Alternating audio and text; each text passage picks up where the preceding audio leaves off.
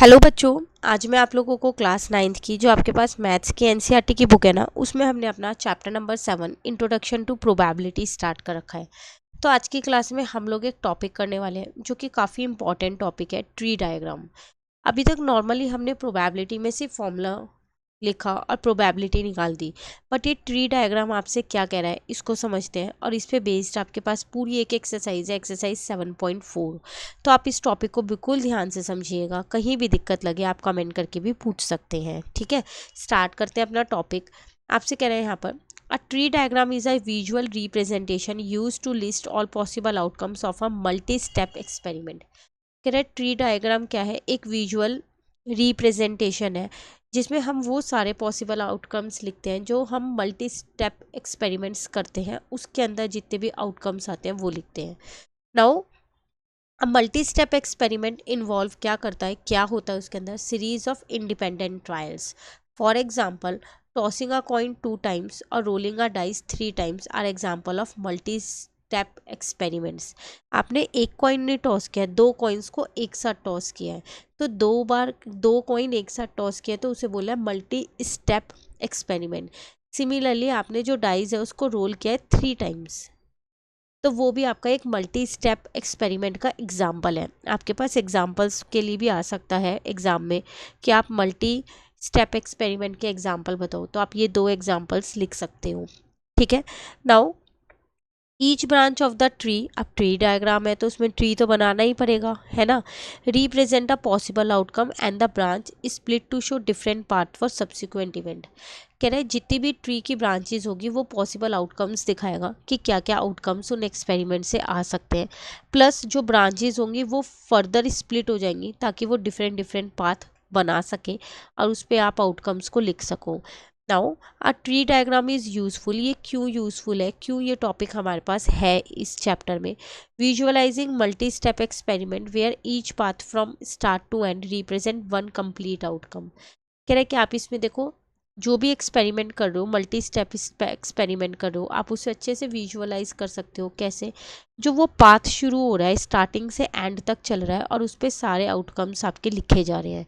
Listing all outcomes of a sample space, जितने भी sample space में आउटकम्स है वो आप वहाँ पर लिख रहे हो।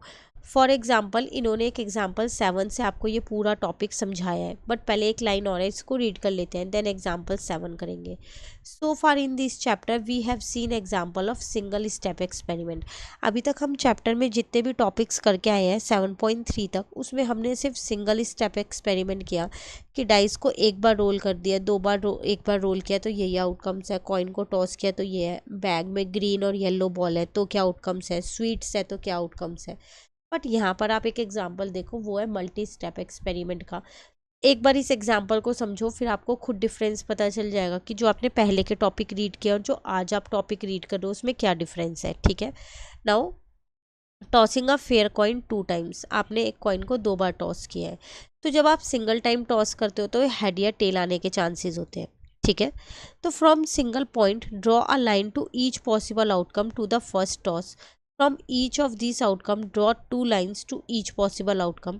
Do you see that the tree diagram shows 4 possible outcome.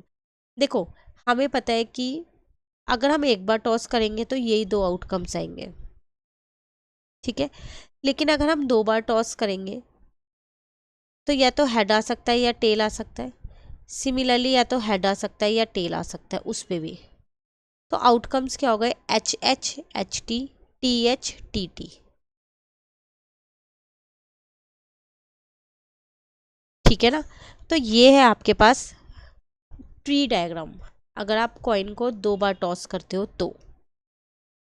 Clear, तो ये उसके सैंपल स्पेस आ गए, ये वाले थे sample space, head head, head tail head, tail tail. Clear, now also, the theoretical probability of each outcome are mentioned on the branch representing that outcome. तो theoretical probability से भी आप इसे बता सकते हो फॉर्मूले की हेल्प से, वही number of favourable outcome divided by number of possible outcome जो हम वहाँ पर करके आए थे। तो उन्होंने आपसे पूछा, let us consider the event of getting heads twice. तो बताओ हेड ट्वाइस की क्या प्रोबेबिलिटी है। तो 2 बार हेड तो सिर्फ एक ही बार आया हुआ है, हेड हेड, तो 1/4 इसकी प्रोबेबिलिटी हो जाएगी आपके पास। तो यहाँ आ गया 1/4, डेसिमल में भी निकाल दिया और परसेंटेज में भी निकाल दिया। अब आपसे पूछ रहे हैं can you calculate the probability of getting one head and one tail. तो आप क्या प्रोबेबिलिटी निकाल सकते हो वन हेड की और वन टेल की? बिल्कुल निकाल सकते हैं, क्योंकि हमारे पास सैम्पल स्पेस है तो हम निकाल लेंगे। नीचे तो 4 ही रहेगा, पॉसिबल आउटकम्स जो है, नंबर ऑफ पॉसिबल आउटकम 4 है। अब देख लो यहाँ एक हेड और एक टेल 2 बार आया हुआ है, हेड टेल और टेल हेड, तो यहाँ आ जाएगा 2/4। कट कर दो, आंसर आ गया 1/2। और इसे डेसिमल में भी निकाल लो 0.5, या फिर आप इसे 50% लिख सकते हो। तो तीनों फॉर्म में निकाल दिया, फ्रैक्शन फॉर्म भी निकाल दी, डेसिमल फॉर्म भी निकाल दी, और हमने क्या किया यहाँ पर परसेंटेज फॉर्म भी निकाल दी। तो ये था आपके पास मल्टी स्टेप एक्सपेरिमेंट, जिसमें आप एक साथ 2 एक्सपेरिमेंट 3 एक्सपेरिमेंट्स करते हो और उससे रिलेटेड जो प्रोबेबिलिटी होती है वो आप निकालते हो, पर आप इसे ट्री डायग्राम की हेल्प से पहले पूरा एक जो है वो फिगर बनाते हो। क्लियर हो गया? ये टॉपिक था आपके पास। अब इससे रिलेटेड एक्सरसाइज में 2 क्वेश्चन दिए हैं, दोनों में आपको ट्री डायग्राम बनाना होगा। तो आज आप टॉपिक समझ लो, देन हम नेक्स्ट क्लास में ये एक्सरसाइज कंप्लीट कर लेंगे। Thank you.